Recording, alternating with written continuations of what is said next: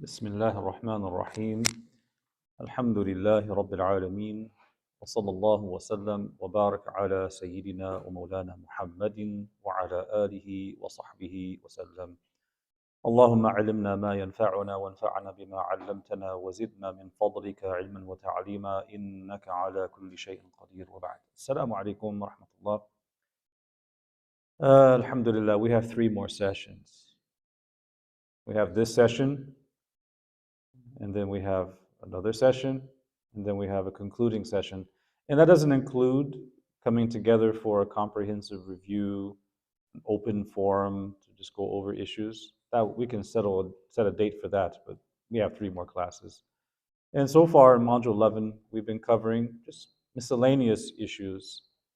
And one of the things I mentioned very early on when we introduced the topic of Fard Ayn knowledge, we gave an outline looking at what is Fard Ayn to know, just the basic things. So we talked about belief and ritual worship and halal and haram and transactions and these matters of the heart and so on. And then at the end, I said that there are some things that are Fard Ayn for some people, but not for others. Or they are Fard Ayn for people in a certain day and age because of the challenges they're facing, what they're confronted with. But it would not have ever been Fard Ayn for people in a previous generation who were not confronted with that challenge. There are certain things that present themselves in different time periods, and they're so pervasive, they're so widespread, that you have to know the proper way of understanding them and responding to them. And tonight's topic is one of those. And the fuqaha, they have this term, they call it umum al-balwa, things that become super widespread to the point that they're unavoidable.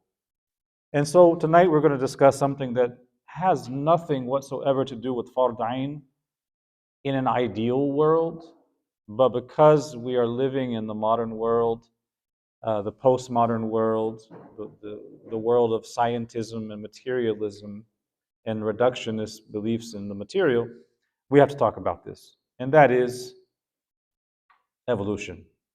تطور. Evolution. We have to talk about this. And the reason why it's Fard Ayn for us to talk about it, or at least know what is acceptable from it and what is not acceptable, is because it is now taught worldwide in such a way, taught as an absolute fact, taught as a matter of yaqeen, of certainty, and is taught in such a way that it actually undermines certain core Islamic beliefs. And because of that, its pervasiveness and the fact that people are going to encounter it, a person must know what are the correct positions, position in the singular or positions. What are some of the acceptable views we could take towards the issue of evolution? What are positions we cannot take towards evolution that would actually be detrimental to our faith? So we have to explore this, inshallah, to see what we could retain, what we must discard, or should we just throw the whole thing in the garbage bin, right? There's different approaches here. Now, I want to preface this by saying that I'm not a scientist, nor do I play one on television. So that's not my specialty. But that is not a problem. That is not a barrier to discussing the issue of evolution, because we are looking at what of evolution would conflict with our core beliefs. So you don't have to be a scientist. You don't have to have absolute mastery of evolution and the fossil record and the DNA sequences and all of this stuff. You don't have to be an expert in any of that stuff, because even if you know all of that stuff, it's still in the realm of the physical. It's still in the realm of the material. And science itself is talking about, or is applied to, the lowest order of creation. and that is the madda, the material, the created world. So in the hierarchy of being, the lowest rung on the ladder is the physical, the dense, the kathif. And beyond that are more subtle things. So science can only operate in the domain of the physical. It can only operate in the domain of the ada. We talked about the hukum adi, remember? The empirical judgment, observation and repetition, observing patterns in nature. That's science, really. So science can only answer things in the realm of cause and effect in the natural world. Science only applies to that. Science cannot answer metaphysical questions about why these things are the way they are. Science cannot answer moral questions about what is good and what is evil. Science cannot address metaphysical questions about what is beauty and what is ugliness and what is truth. It can only answer questions that pertain to its own domain, properly speaking. That's the physical. So the if science, which pertains to the physical world, is used to develop theories that contradict the higher order, the higher realm of metaphysics, of beliefs about the unseen, then we reject it simply because it can't address those kinds of questions, because it's very limited in its scope. So you don't have to know science and be an expert to say, I reject this and I reject that, because it contradicts core Islamic beliefs. But there is some nuance to this, right? How we approach the matter of evolution. So with that disclaimer out of the way, let's look at this. Now, evolution as a scientific theory viewed by scientists consists of three core concepts. Number one, deep time. Number two, common ancestry. And number three, causal mechanics. So just as a refresher, what these three things mean, the deep time means that evolution took a very, very long time. So there was a very long period of millions and millions, even billions of years for evolution to begin. It didn't just start like that. That's the notion of deep time. Common ancestry in the theory of evolution tells us that all living entities go back to a common ancestor. And the third part of the theory of evolution is causal mechanics, which describes the how of these common ancestors, how the common ancestors evolved into different species over that deep time. So neo-Darwinism, which is the dominant version of this theory today, says that A, random mutations, and B, natural selection are the driving forces of this process. So this is important to understand, because knowing what random means impacts our judgment on evolution. And understanding what natural selection means impacts our judgment on evolution. They say these are the two main driving forces behind the evolution. So going into these two a little bit, I don't want to make this a science class. Just get these things out of the way, and then we apply it. We apply our judgment to it. Random mutations, what do they mean by that? Mutations in the gene, which cause the variation in the species. So they say that when a gene mutates over billions of years, after being passed down generation after generation, that leads to a variation in the species.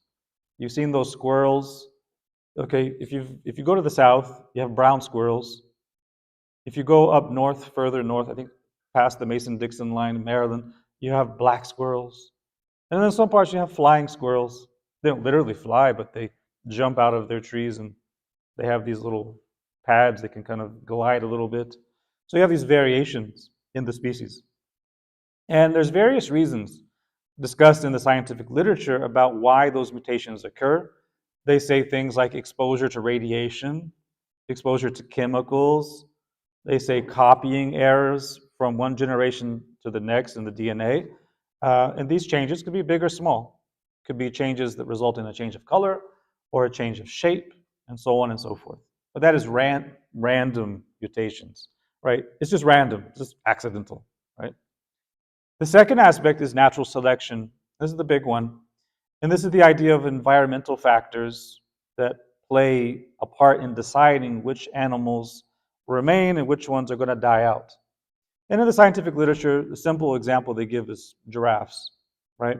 Because you have giraffes, you'll find that those that have shorter necks, if they're not able to reach the tall trees, then what's going to happen is they are going to die out because they're lacking resources. Whereas those who have longer necks will survive and they will procreate and they will perpetuate the species because they are able to access the resources. So as the ones with the shorter necks die out because of inability to access the trees, the higher trees, and the taller ones survive and pass on their genes, the idea here is that those with longer necks have a higher chance of surviving. Therefore, they will, over time, pass on their genes to their children, and you're not going to see the giraffes with the short necks anymore. They'll all have long necks. This is what they call survival of the fittest. That's what it means. So this is the idea. Now, in terms of whether we believe that or not, do we come from monkeys or not? That's a crude way of putting it because the scientific language is not that crude. But we do have to ask this question: do we believe in evolution? And if we do, to what extent? And how do we reconcile that belief with the creation of Adam alayhi salam and his wife Hawa? So we want to look at this from the Quranic perspective first, at the creation of Adam, and then look at whether evolution can coincide with that belief or whether it contradicts belief in the creation of Adam or the unique creation of Adam. When you look in the Quran, you find that Allah subhanahu wa ta'ala mentions time and time again that Adam alayhi salam is a special creation of Allah subhanahu wa ta'ala, where he says, خَلَقْتُ بِيَدَيْ, the one I created with my two hands. Now that's not an anthropomorphic meaning, as a person might imagine, with two limbs, but this is a meaning of ikhtisas, special attention, inaya, solicitude and care, meaning a special creation endowed with special things outside of any other process, a special creation. We have the other verse where Allah Ta'ala says, وَنَفَخْتُ فِيهِ مِنْ رُوحِي, I proportioned him, سَوَيْتُهُ, and I blew into him from my spirit. So there's the idea of him being a special creation.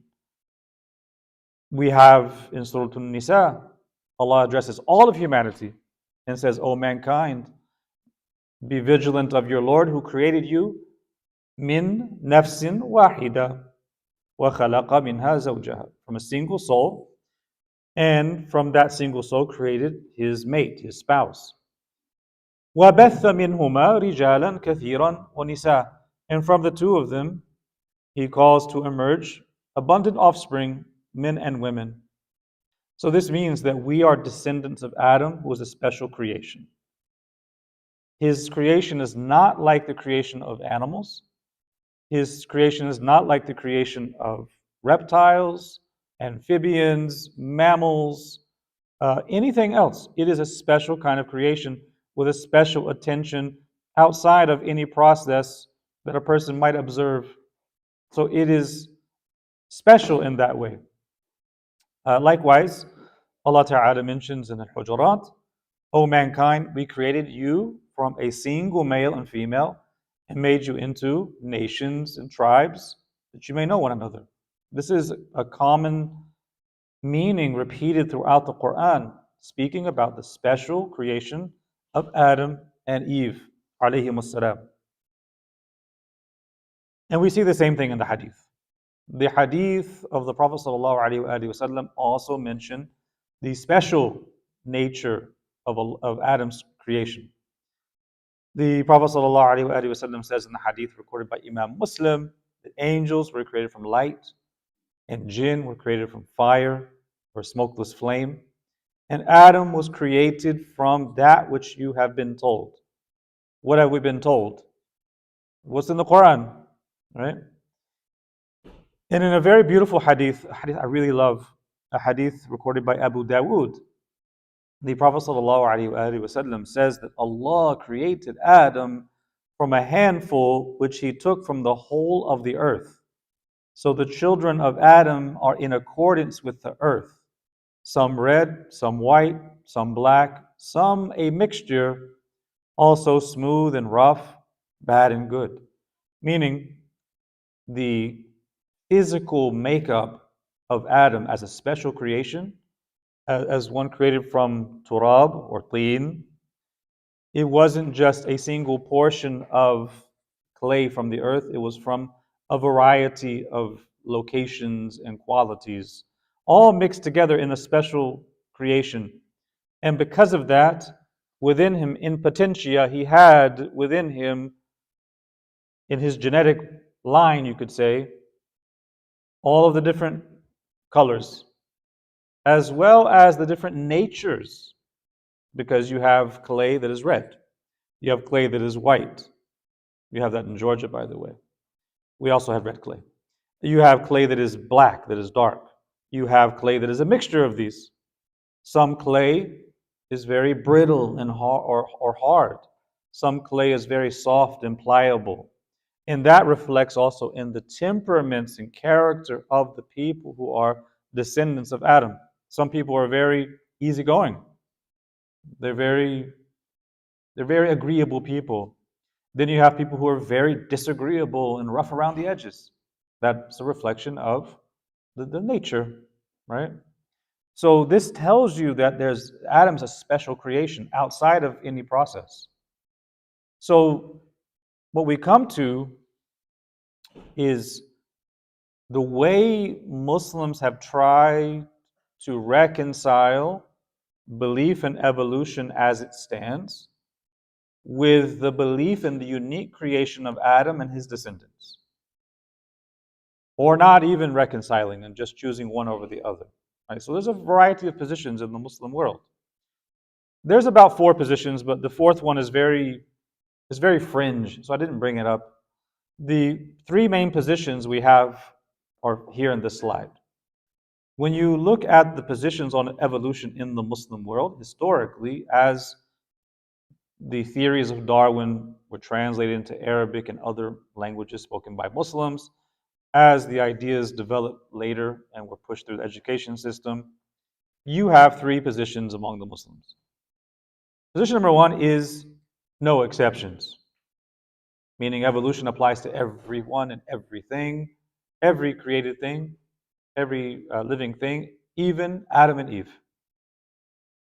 The second one is creationism, which is saying, no, evolution's just garbage, throw it out. Batil, it's fake.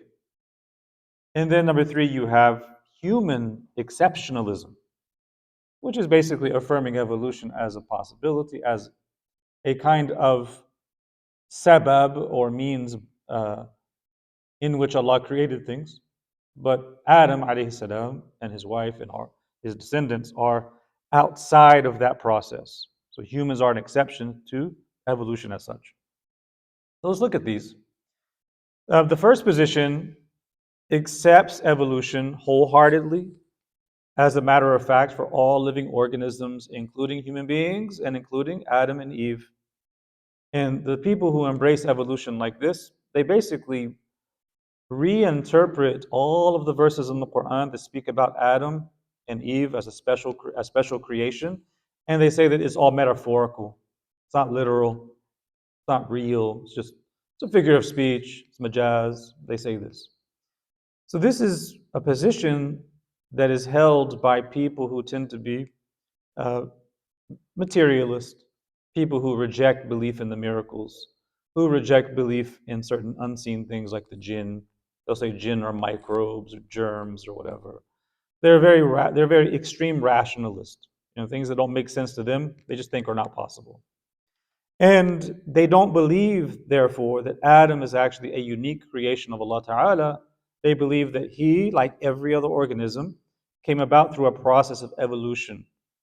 And the implication of that belief is that, I mean, you could say that the implication is that Adam descended from primates. That is a position. Now, where does that position stand in light of our theology? This position is invalid. It is not permissible for a Muslim to believe that. To deny the special creation of Adam alayhi salam, as Allah explicitly stated in the Quran, that is invalid. So that position in E, no exceptions, is batil. Now the second position is creationism.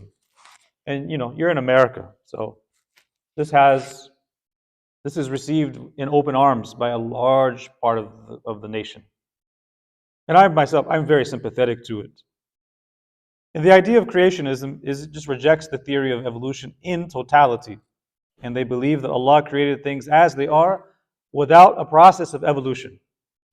But we have to be fair to the creationists, because the creationists who reject evolution, they're not rejecting microevolution, micro changes over a long time. What they're rejecting is macroevolution. So microevolution is basically this evolutionary change on a small scale, such as evolution or selection occurring on a single gene or a few genes in a single population over a short period of time. We can observe that. We can observe that. That microevolution, no one has a problem affirming that. But the human remains a human through that process. You see?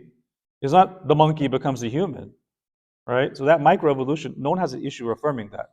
Creationists affirm that. What they reject is macroevolution, which is evolution, right? The actual meaning that we're using here. This position that evolution is batil and that everything is created by Allah as it is without a process of evolution, theologically speaking, that's an absolutely valid position. Because what does it do? It upholds the belief in the special creation of Adam, that he is a unique and special creation outside of any kind of process. So they're upholding the literal reading of the verses that speak about the creation of Adam. So they're maintaining the asl, the default, the foundation. So theologically, they are in safe water. So if a person wants to embrace that, they can. But then we come to the third position, which I think is what the majority of Muslims who get involved in science should probably consider in this discussion. And that is human exceptionalism. So human exceptionalism it believes that evolution can be accepted on the surface, except for human beings. Human beings are outside of that process. They say that the verses of the Quran and the Hadith, which speak about the creation of human beings, these verses speak about a unique creation, and Adam and Hawa are a miraculous creation outside of any kind of evolutionary process. So if they want to affirm evolution for primates or other organisms, that's fine. As a rational possibility, sure. Because that's not contradicting anything explicit in the Quran. But they take Adam and Eve out of that, because if they don't, that becomes a contradiction. That becomes a denial of the special creation of Adam and Eve mentioned in the Quran. So this is a theologically valid position. If you want to believe that, that's fine, because logically speaking, the idea that this comes from that, the mind can conceive of it. Even though I do believe there are some metaphysical problems with it, but the mind could conceive of it. It's not a contradiction of the Quran as such. So, having reviewed these three positions, two of them are acceptable, one of them is rejected. The belief that evolution applies to everything, including Adam and Eve, that's rejected. The rejection of evolution in total, that's fine. You're not breaking any rule. You're not doing anything wrong. or accepting human exceptionalism, that's also valid. So when it comes to these topics, it's important to bring things back to fundamentals, bring things back to our core principles, to understand these side discussions in light of principles. So there is a legal maxim, a qa'ida fiqhiyya, which states, al-yaqeen la yazulu bil-shak. Certainty is not removed by doubt. Certainty is not removed by doubt. So what that means is if you have certainty about something, that certainty is not going to be removed by something that comes up that's just questionable or doubtful. The only way you can remove one certainty, something you're certain in, is if something else that is certain presents itself, which is more compelling, and so you trade one certainty for another, right? Or you come to doubt this given something else that has certainty. So if a person is certain about something, but then they have a doubt, that doubt can't just be based on wahm or theory or ideas that may or may not be true. It has to be something clear-cut and certain. So if you apply that to the issue of evolution, we have absolute certainty from the Quran that Adam and Eve are special creations of Allah, as their offspring is too. That's where our yaqeen is. So if anything comes presenting doubt, the principle says, al-yaqeen la yazulu bil-shak. Certainty is not removed by doubt. So our certainty in the special creation of Adam and Eve and their offspring is not going to be removed by a theory such as the theory of evolution, which posits that Adam and Eve, human beings, descend from primates and suborganisms. So there's no reason to discount our certainty just because of social pressure to fit in with a theory. We have to be brave, right? Now, I want to give you a couple of theological summaries to show you possible consequences. If you look at the creation of human beings, we see that we go through a process when the sperm and the egg come together. You have this development of a fetus, and it goes through multiple stages, and the fetus grows, and then you have this child in the womb. Then the child is born, and then the child goes through infancy, then the toddler years, and then it grows up. So you see a process of change within the human being. So if you look at just the idea of a change, the idea of a process, the scholars would say that, okay, rationally speaking, it's possible for Allah Ta'ala to create humans through an evolutionary process which He shapes at every stage. So the idea here is it rationally conceivable that we descended from primates? The mind can conceive of it, so it's not the same thing as a square circle. The mind can conceive of it. So we say that this is jaiz aqli, right? It's rationally possible. However, it is actually mustahil. It's rationally impossible, but not of the typical variety, the typical meaning. We mean mustahil aradi, meaning it is extrinsically impossible. It's impossible. Why? Not because it's impossible in and of itself. It's possible. But what makes it impossible is because Allah informed us that Adam and Eve have not been created through that kind of process. And because Allah speaks the truth, that means that it's impossible, not fi dhatihi, but it's extrinsically impossible because Allah informed us otherwise. So Allah created Adam in Jannah, not in earth. He created him in a particular way, and He described this to us in the Quran. So it's not conceivable based on that Adam could have gone through a process of evolution. Now, when you look at evolution and the impact belief in it could have on us as Muslims, some of the scholars say that where you get into the dangerous territory is in the issue of random mutation and natural selection. They say that there are two premises in evolution, random selection and a random mutation and natural selection, which could potentially be kufr if you believe in it in a certain way. Potentially, depending on how you embrace it. So, how would that work?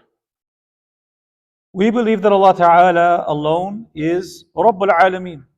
He is the master of existence.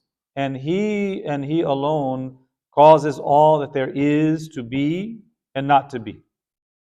خالق كل شيء مسبب الأسباب, the creator of everything. والله على كل شيء قدير. Allah has power over all things, right? To ascribe ta'thir means efficacy, basically independent power, right? To ascribe efficacy to anything but Allah's action, whether believing that causes bring about the effects in and of themselves, bidhatiha, or to believe that those causes and effects bring about effects through a kind of power Allah deposited or placed within them, kind of making them autonomous, doing their own thing. This is a kind of ishraq. It's a kind of association. Because if you say that, for example, water quenches thirst independently of Allah, it creates the quenching independently of Allah, you are affirming a creator besides Allah, right? In the realm of cause and effect. So that would be shirk. If you say, no, we don't say that water independently creates quenching within the person, but rather it is Allah who gives it, who confers upon it an independent power, a kind of autonomy to operate, within certain limits. And so it acts independently, but only after Allah has given it power. This is also problematic. It's not necessarily kufr, but it's problematic. According to Imam Sanusi, he mentions that there's two positions. The soundest position is heretical, but it's not something that takes you outside of Islam. So these kinds of beliefs they seem to be implied when you talk about natural selection and random mutation. And the only way you can get out of that is if you understand random mutation and natural selection as figurative terms, while saying that Allah is the agent. So you say, there's random mutation, but in those stages of mutation in deep time going across billions of years, it's actually Allah creating it in that time frame directly. It's not random as if it operates independently on its own, right? It's Allah doing it, but within the confines of time in this kind of process, these are just the observable asbab for it. Right? If you say it like that, you escape the problem. But if you say that random as if it's independent and doing its own thing, independent of Allah, that's a problem. Right? As for the claim that man has evolved from non-human species, ulama will say that this is kufr. Why?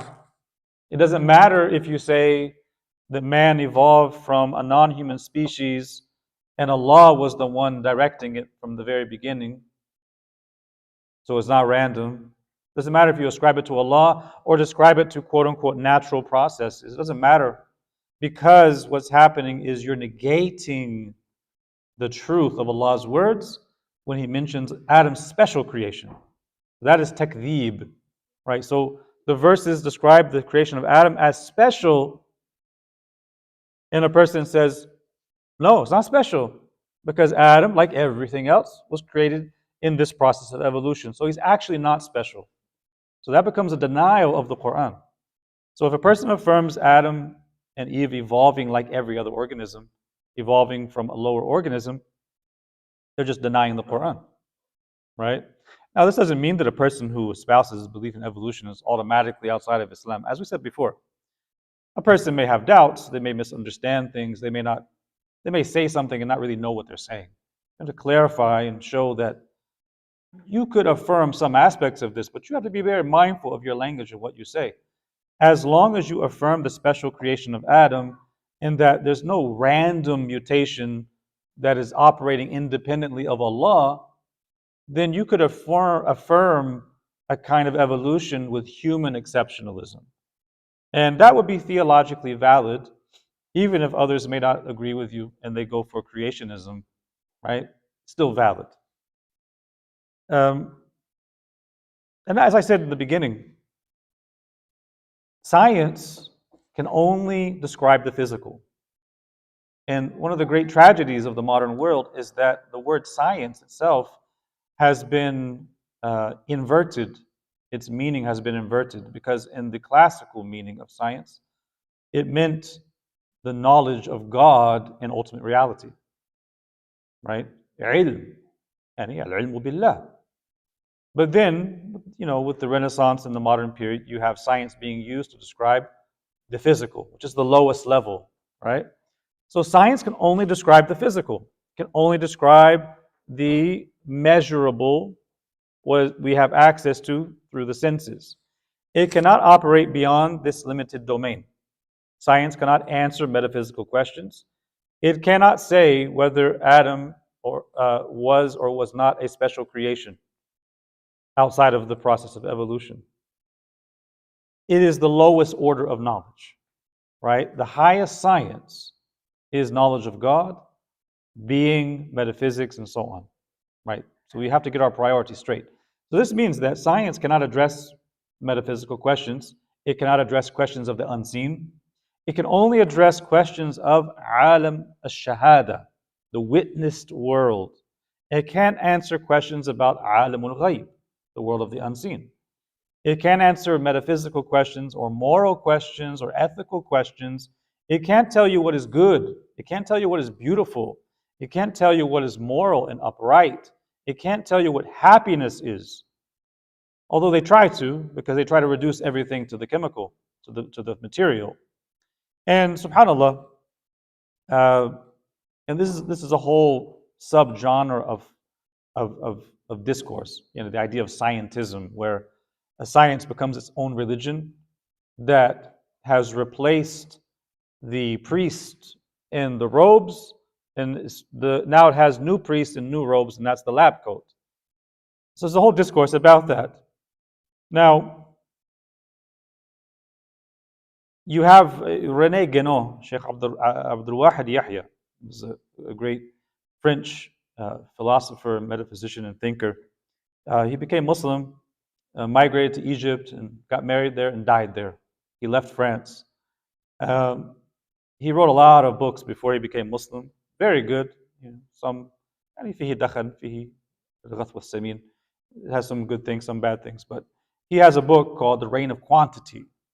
The Reign of Quantity is a very difficult book to read. It's a very dense book. But this book, The Reign of Quantity, and the idea that quantity, al-kamiyya, is the reigning ideology of the modern world.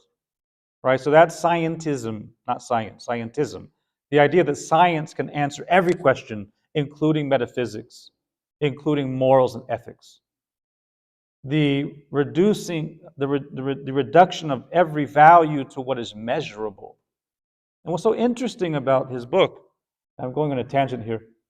He said that this reign of quantity affects people of religion just as much as it affects quote unquote materialists. He's basically telling us, don't think of materialism as a person chasing after a nice car or like a nice Rolex watch. That is a kind of materialism, perhaps. He says no. He says materialism, the true materialism, is the idea that if you can't measure it, it's not real. If you can't grasp it with your senses, it's not real. If you can't reduce it and put it under a microscope, if you can't dissect it, it's not real. If you can't quantify it, it's not real. He says that this ideology also affects people who are quote unquote religious. And this is unrelated to the topic of evolution, but it came to my mind. He says that the way this reign of quantity or materialism takes hold of quote unquote religious people is that religious people, under its spell, they their morality is reduced to what is measurable as well. So it's reduced to just the outward trappings, and it doesn't look at character and spiritual qualities, internal qualities. It's only about the way the person looks, how long their thobe is, how opaque their jilbab is, how long their beard is. Not that these things aren't important, by the way, but he's just saying that when it's reduced to the material, it's reduced to what is observable, and it just becomes religion as do's and don'ts. Stripped of the ethical, stripped of the moral, the character, the spirituality. So that's important. Now, there were a few things I wanted to mention at the end of this, after mentioning the three positions, two of which are acceptable, one of which is not, and where the belief in evolution could potentially be kufr. Let's look at some of the problems with evolution on a bigger scale. It's true, some scholars say that, yes, okay, the idea that a man could evolve from primates, the mind can conceive of it as possible. But we would still say that it's metaphysically problematic. And I'll give you a few reasons. One of the problems with evolution, metaphysically speaking, is that the greater cannot come from the lesser. Do we have oak trees out here? Are these oak trees? Who knows what that big tree is? Okay, let's say it's an oak tree. Where does the oak tree come from? It comes from an acorn, right? The greater cannot come from the lesser. That doesn't mean that the oak tree can't come from an acorn, because the acorn is precisely already an oak tree, but in a different form. It's in its, earliest stage, but it grows and develops. It already has within it the essence of what it is to become, and it just grows larger and develops. The greater does not come from the lesser, right? The human being does not come from a chemical cocktail, and just some electromagnetic charges and amoebas and all of this, and then it becomes some fish creature for billions of years, and then one day it just decides to grow legs and walk on the earth. That's not how we come about. The greater doesn't come from the lesser like that. Another problem with evolution is physical entropy, because you have the second law of thermodynamics, which is entropy, that in complexity tends towards degradation, right? Systems will move gradually to greater degrees of quote unquote randomness, meaning things break down, they don't break up, right? If you leave a car in your garage for years upon years, it doesn't stay the same as it was when you first got it, right? Things break down. That's the law of entropy. So what this means is that things, the material, they proceed from a state of order to disorder.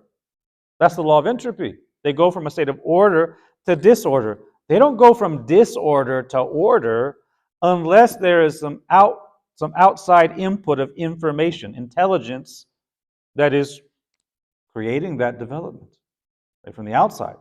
So nothing goes against that law in creation except the evolution hypothesis. The idea that human beings in creation, we came from disorder to order without an outside input of intelligence making it so. So it just doesn't make sense, right? There's also another argument, the teleological argument, which is the argument from design. And that argument says that it is impossible that something that is blind, deaf, and dumb, evolution is not a thing, right? It's a hypothesis.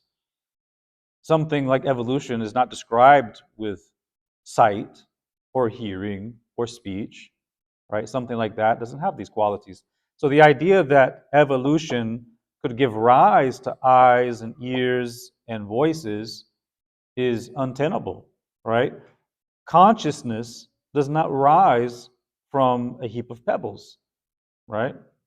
So the argument from design is also a potential argument against evolution, right? And then lastly, and these are just these are some of several arguments against evolution. One is relativism, right? Because this perspective, this evolution hypothesis, is actually a very relative argument. Because, well, the argument is that human beings have evolved from lower organisms, but as that statement is made, it's as if the person saying it has stepped out of the process. It's as if they stepped out of the evolutionary process and they're making that statement back projecting their own origins, right? You don't just get to step out of your own evolutionary process, right? You can't step out of it, take this stationary position, and then start making absolute statements about a process that you say is continuing. And the very tools by which you make absolute statements, your intellect, you say comes from evolution. So it's conceivable that as man evolves further, billions of years from now, they'll come to different conclusions. You understand? So that's the argument of relativism, that you are arbitrarily stepping out of the process of evolution that you claim to believe in, and you're making these absolute statements, not recognizing that you're still in that process. It's ongoing, and that these things may change as you yourself develop and evolve further. So how can you do that? So these are, I wouldn't say they're all super airtight arguments, but these are some of the arguments put forward against evolution. Now, to conclude, this neo-Darwinian claim that random damage to DNA has been the driving force behind the emergence of all of this beautiful and complex life forms that we see in the world, it's on the face of it is absurd. It's absurd. And as Muslims, we recognize that this dunya, as the world of space, time, and matter, the material, is just a small picture. It's a small part of the picture. Because we also have the barzakh after death. We also have the akhirah after that. And our senses can only grasp the lowest realm, which is alam al-shahada, the witnessed world, the world that we're in now, which is a small part, and it's the densest part, the lowest part. We don't perceive the alam al-ghayb, the world of the unseen, which is actually much greater. It's impervious to our inquiries. So, this is just one piece of existence, right? The ulama, they say that, when you go to sleep, when you dream, when you're sleeping, in the dream it's so vivid. And then when you wake up, your wakeful state is much more vivid than the dream once you wake up.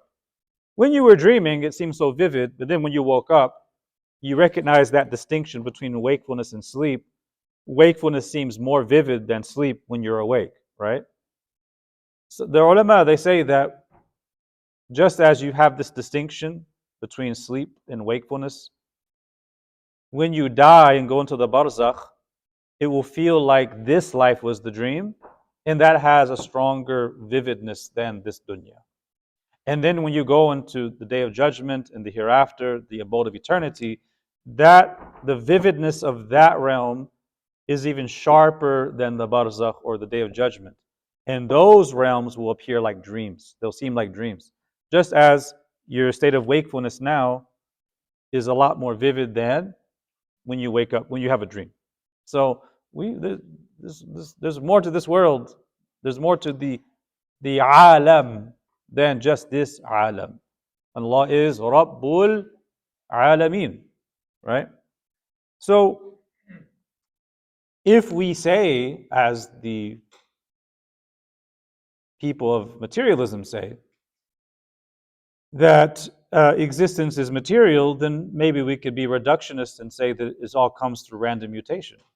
But if existence is not primarily materialistic, because we believe in the ruh, we believe in the unseen, that means we also believe nothing is random. Like everything is given perfect order and meaning.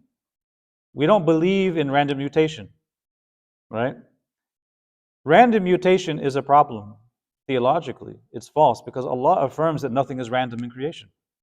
Allah subhanahu wa ta'ala mentions that in Surah Baqarah that He does not disdain to make a metaphor of a gnat. Inna Allah la yastahi an yadriba mathalan ma ba'udatan wa ma fawqaha. Allah does not disdain to strike a similitude of a mosquito or a gnat or something less than that.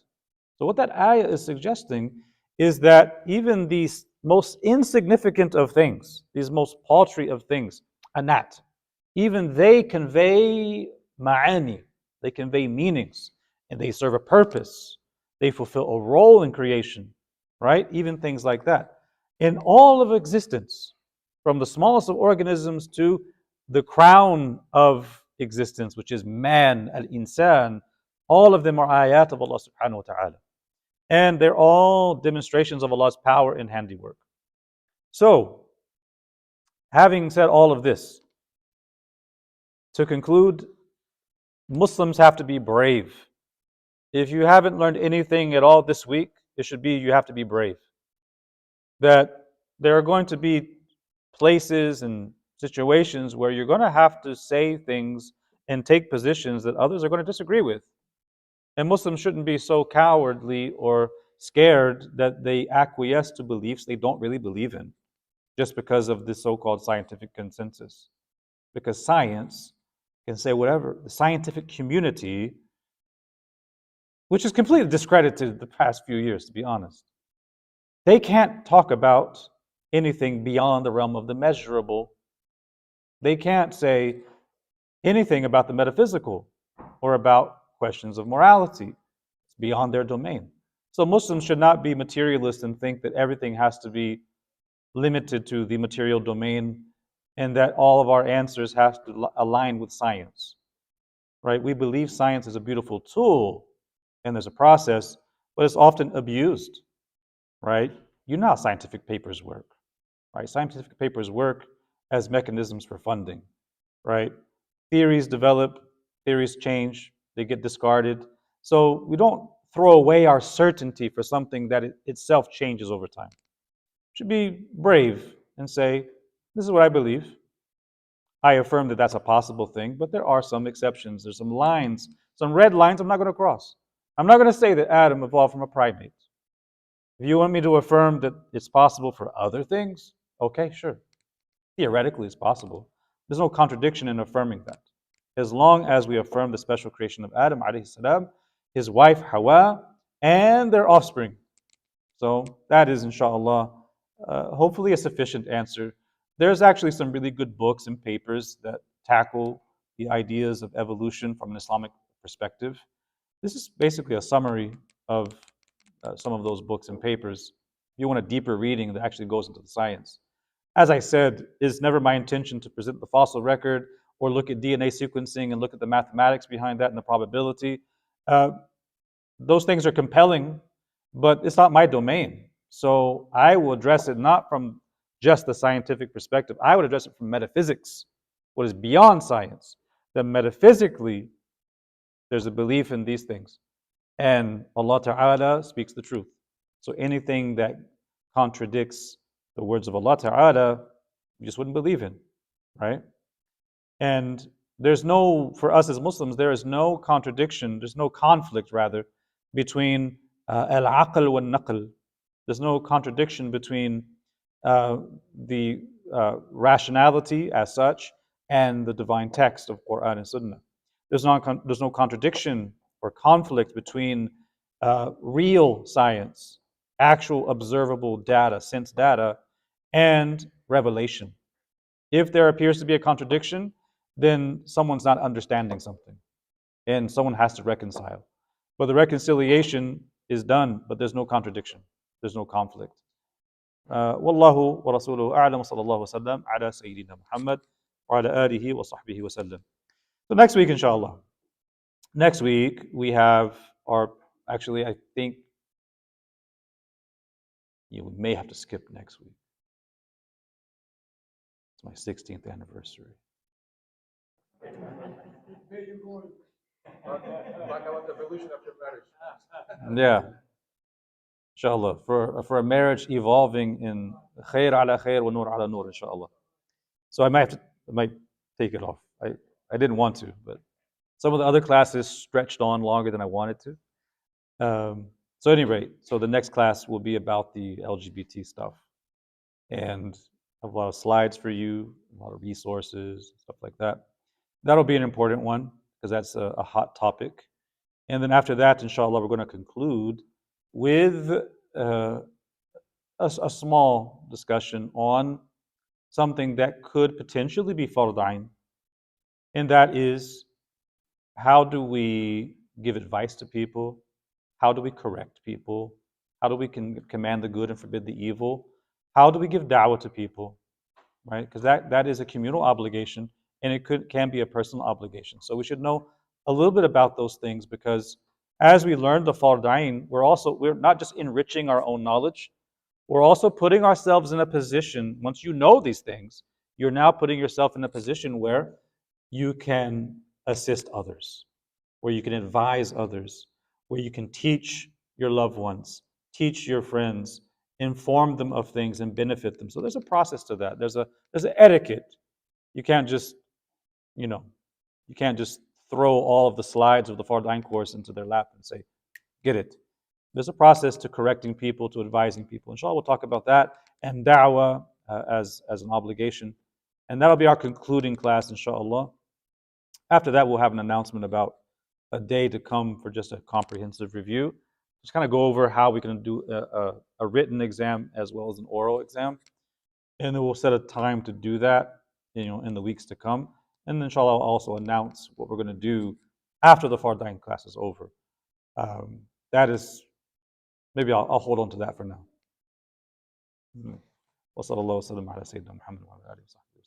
Any questions before we leave? So I think this may tie into the beginning of the like, yeah.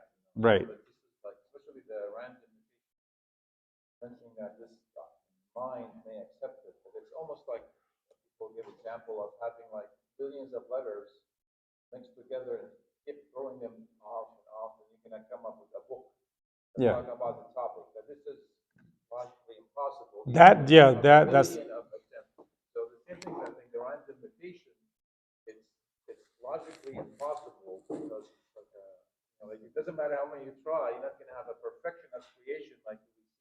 if you have a bucket of ink and you have 20,000 tons of paper and you launch both of them into space and they all land with a 20,000 page English masterpiece in literature.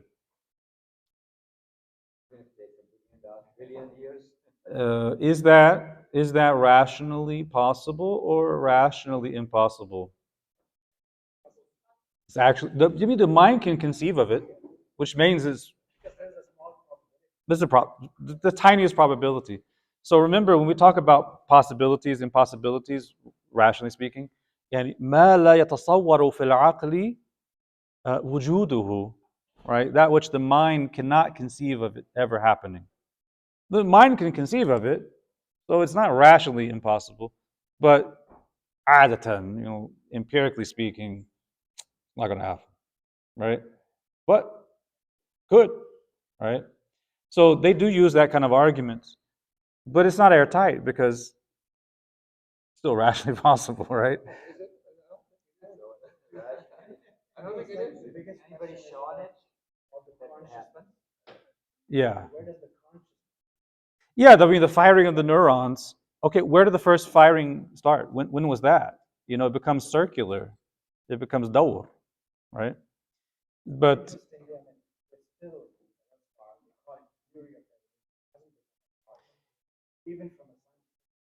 yeah, I mean, they use the word theory a little bit differently in the scientific community than how we would use it in everyday usage. But my argument against evolution, I would just, even without any of this stuff, I would say evolution. Okay, if we're talking about a scientific theory, okay, we're in the realm of science, aren't we? Science deals with what? It deals with the observable.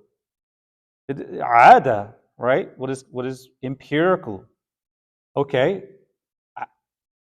I don't believe that it's been properly observed. You claim the fossil record demonstrates, you're back projecting an observation through the fossil record. What if I just say it's all fake? I don't believe it. Like you don't give me yaqeen through that. So, okay, I wasn't there to see it, so I don't believe it. I don't have no reason to believe it. You know, put me, put me in the middle of Texas at the Creationist Museum, and I probably have more in common with them. I have no problem with saying it's all false. I also have no problem with saying it's possible, as long as the Quranic certainty is affirmed that Adam and Eve are special creations, and they're not in this process. I have nothing to gain from negating it or affirming it. It doesn't make much of a difference for me. What I do reject are the ideas that emerge from the theory of evolution. So evolutionary psychology. Evolutionary psychology is such a mess. I just reject it. Right? I have to explain human behavior by looking at monkeys and primates and just saying, oh, this is how we do it. The display of higher value. Maximizing the possibility of mating and perpetuating the species, and that's why you get sad when you don't have enough this or that. That's why you're depressed because of this and that. I don't believe it. I reject it because we have a ruh. The ruh isn't through some process of evolution. We have a paradigm that is outside of the limited physical paradigm of just matter. We believe in the ruh. We believe in the ghaib. We believe in angels and jinn, things that scientists can't measure. And because scientists tend to have that reductionist belief, if you can't be measured, then they don't believe it. Now, not all scientists are like that. Some scientists are believers in God, and they believe in the unseen, but they recognize the limits of science in that regard. Yeah. Fair. Any question? Yeah. What's that?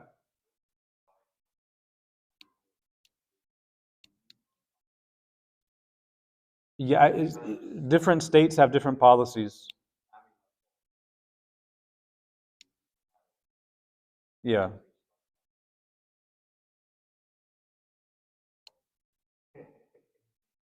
The-